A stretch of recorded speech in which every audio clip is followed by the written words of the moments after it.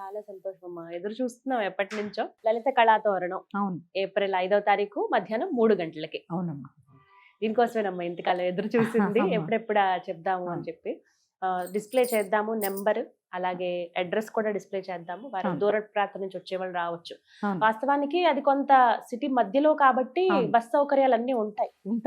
కోటి నుంచి దగ్గర అవుతుంది. అవునమ్మా, పార్కింగ్ కూడా ఏమి ఇబ్బంది ఉండదు. మెట్రో స్టేషన్ కి దగ్గర మెట్రోలు కూడా ఉంటున్నాయి కదమ్మా ఇప్పుడు.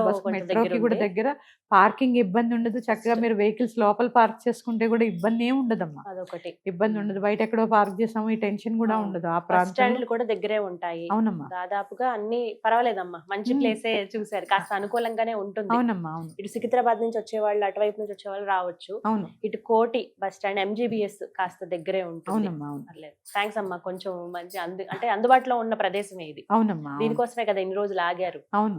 ప్లేస్ కోసమే కన్ఫర్మ్ అవడానికి కొద్దిగా సమయం పట్టింది.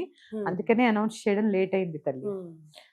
చాలా మంది ఏమంటున్నారంటే ప్రోగ్రామ్ లేదేమో, ఇలా ఫోన్లు వస్తుంది. లేకపోవడం ఏం లేదమ్మా. ఒకసారి సంకల్పం జరిగిన తర్వాత అది లేకుండా ఉండడం అనేది జరగదు.